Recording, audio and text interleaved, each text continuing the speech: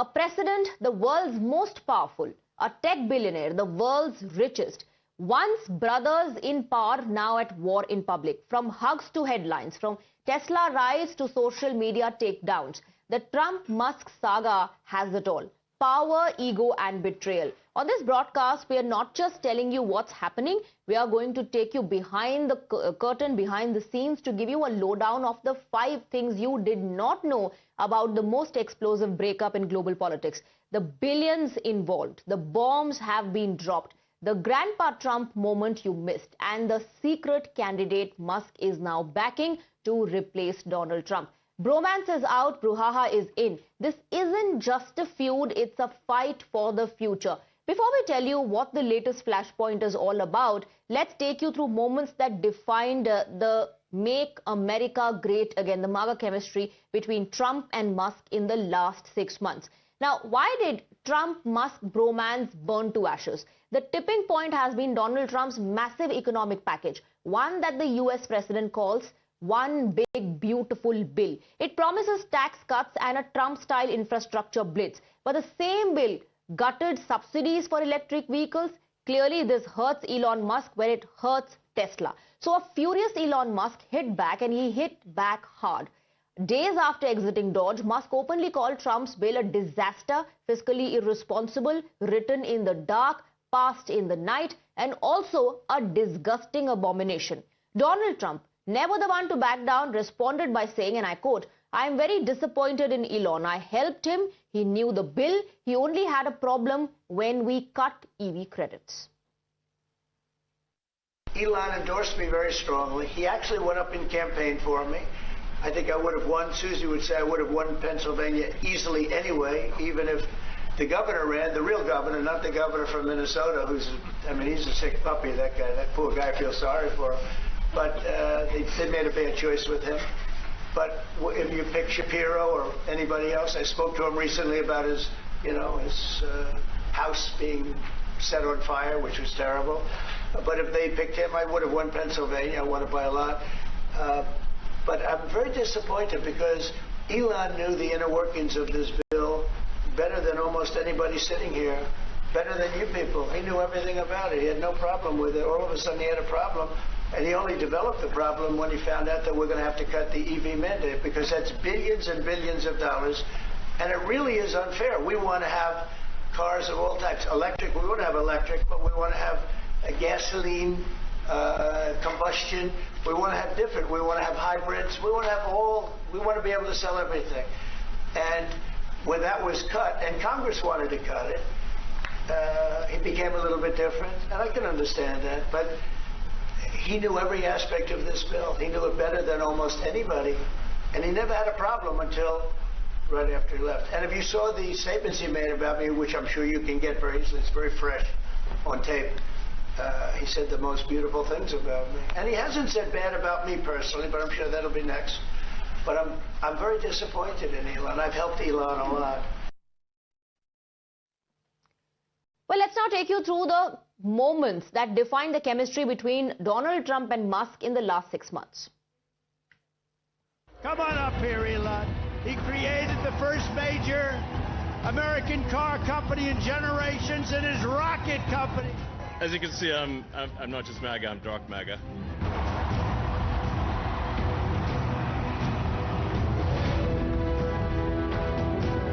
Elon is doing a great job.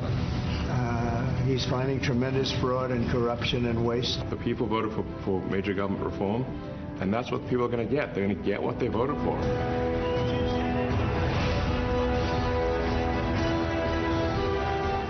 To that end, I have created the brand new Department of Government Efficiency. DOGE. Perhaps you've heard of it. I'm going to buy, and I'm going to buy because, number one, it's a great product, as good as it gets. And number two, because this man has devoted his energy and his life to doing this. And I think he's been treated very unfairly by a very small group of people.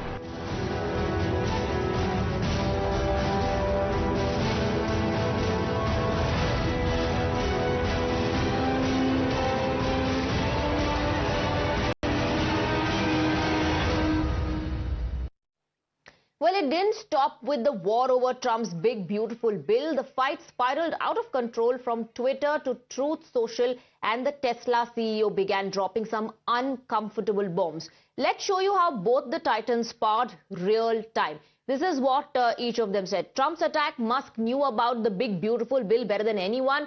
Musk's counter: the bill was never shown to him even once.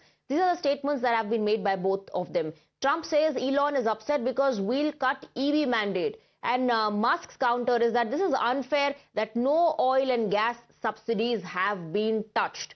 Trump's attack: I would have won Pennsylvania anyway. Musk's counter to that is, without me, Trump would have lost the polls. Trump went full guns blazing, saying, I'm very disappointed with Elon Musk. Musk's counter to that is that he helped Trump win polls. Such ingratitude. That's the jibe Elon Musk has taken at his former friend, Donald Trump. Now, the war of words has triggered global headlines. Elon Musk has declared Trump's win was because of him. He also started amplifying calls for Trump's impeachment. And the big one, he's even hinting at Epstein connections without evidence. Here are the 10 attacks by CEO of Tesla and a once self-proclaimed first buddy of the US president. Attack number 1, the big ugly bill. That's what Elon Musk calls it. So while Donald Trump says that he's disappointed with Elon Musk, he says that's false, and he's taking jibes at Donald Trump for the big bill that he calls the big ugly bill. Now, attack number 2, Elon Musk is demanding that the bill be... He's saying kill the bill. That's the attack coming in from Elon Musk. So the war of words only intensifying between the two leaders. Elon Musk is also claiming that Donald Trump would have lost the election. Donald Trump says, I would have won Pennsylvania anyway. And here's the most damning aspect of the spat, the Epstein bombshell. So Elon Musk is continuously taking to the social media platform that he owns, X, and taking jibes at Donald Trump.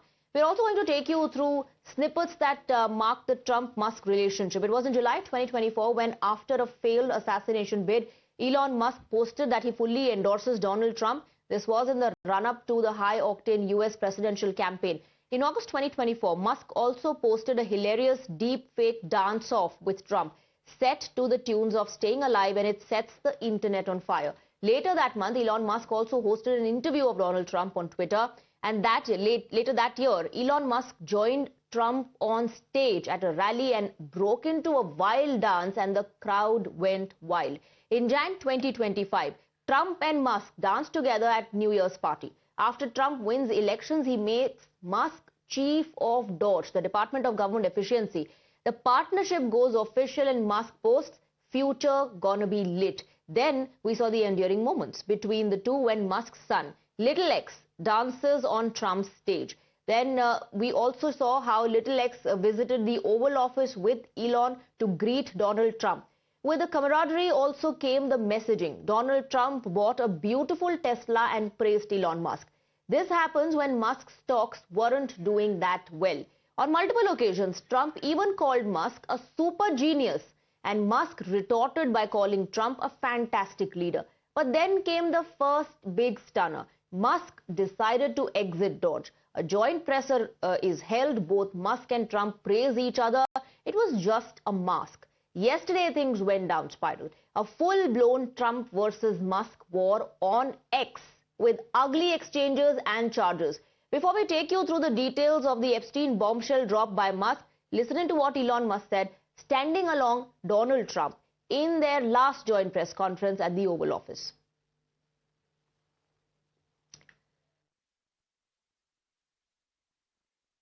This is not the end of DOGE, but really the beginning. My time as a special government employee necessarily had to end. It was a limited time thing. It's 134 days, I believe, which ends in a few days. So that it comes with a time limit. But the DOGE team will only grow stronger over time. The DOGE influence will only grow stronger. I'd liken it to sort of Buddhism. It's like a way of life. So it is permeating throughout the government. And I'm confident that over time we'll see $1 trillion of savings and a reduction in $1 trillion of waste and fraud reduction. The calculations of the Doge team thus far, in terms of an FY25 to FY26 delta, are over 160 billion, and that's climbing. We expect that number will probably go over 200 billion soon.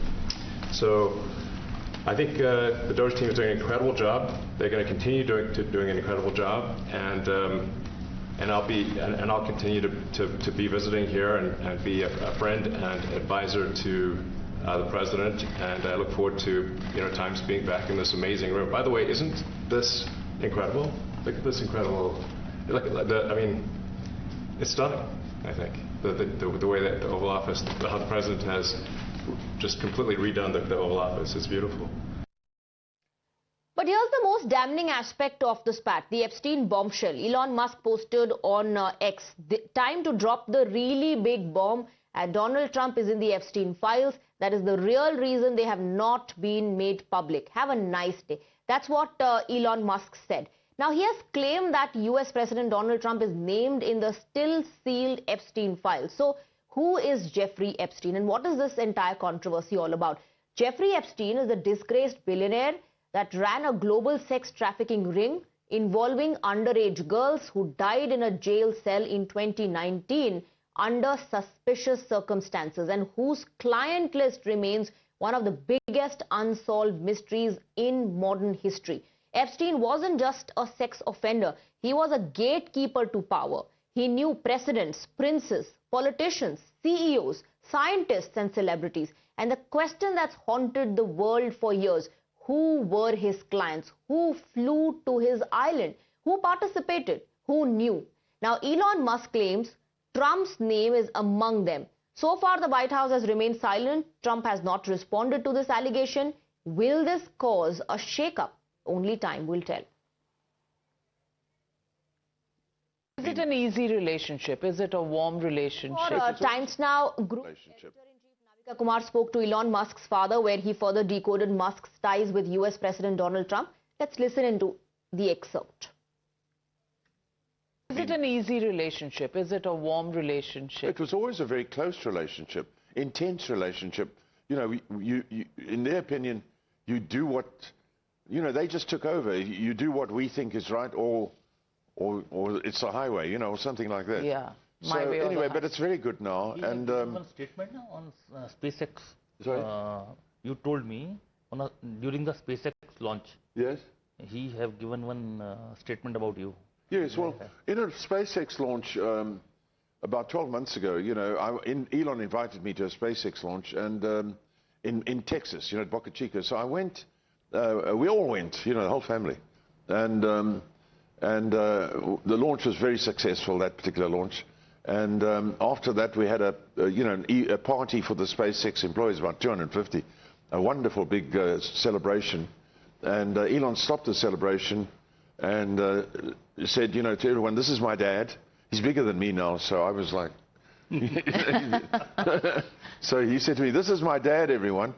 He taught me everything I know about engineering, which was a very nice thing for him to say. And I immediately said, no, you've taught yourself a lot. But, so that is the sort of situation we have at the moment. But were you surprised when he joined Trump in his government? Well, yes, I was. I was surprised because up to about 7 years ago, 8 years ago roughly, when I turned 70, they came to Cape Town for my 70th birthday, my two sons, and they brought with them about 50 people from America. And for a party for my birthday, you see. And during this party, one of the film actors, John Favreau, said to me, we believe, this is just before the 2016 election, we believe you support Trump. And I said, yes, I support Trump. And they all burst into laughter. And then they said, well, why do you support Trump? And I said, well, he's a businessman. It's much better than a career politician. 8 years ago, roughly, when I turned 70, they came to Cape Town for my 70th birthday, my two sons, and they brought with them about 50 people from America. And for a party for my birthday, you see. And during this party, one of the film actors, John Favreau, said to me, we believe, this is just before the 2016 election, we believe you support Trump. And I said, yes, I support Trump. And they all burst into laughter. And then they said, well, why do you support Trump? And I said, well, he's a businessman. It's much better than a career politician. You know, and then they all laughed. No, he's a con man. He's a crook. He's a thief. He's a bad man. You're stupid, you know, and everything. Anyway, after the lunch and everybody had left, my two sons came to me and said, what's wrong with you? Couldn't you say I don't know, you know? So I said, you know. So they said, don't you get it? Trump is evil. You are evil, you know, because I support Trump. You know, I said, look, I don't know. Anyway, so they left, went back to America, and we sort of went over a few times after that because my daughters were graduating and so on. And we just didn't talk politics. Well, so then with Trump, is it love on the rebound? Yes, he did a complete 180, joined Trump, and, you know, and they made a great success of things. So for people like myself, I'm essentially a tech businessman. I'm not into crazy, weird ideas. I know what works and I know what doesn't work. And to me, we have a world now where things are going to start working properly. And that would work properly for all the countries. But then he's out of Trump's doge as well. Say again? Yes. Well, his tenure, they now have the team is working on its own. So they have a federal employees who are now doing the job that he set them up to do. And he's criticizing Trump's spending, the kind of debt that has... A lot of that is media. And then when you... Kill the bill is media? A lot of it is media, but at the same time, when you look at any business deals and any things that are being contemplated, they have to go through Congress. So there's a convoluted process where people get things done, sometimes by saying they don't want them done, if you understand. Because it's a case of pulling the wool over the opposition's eyes. Oh, so this is... Well, you know, this is a conspiracy theory, or is this a conversation that you've had? Well, it's like any business, you know. That's why you're not allowed to have spies of yours in somebody else's business. People would do that if they could. But generally, when you're in competition, you have to be 1 or 2 steps ahead of your competitors.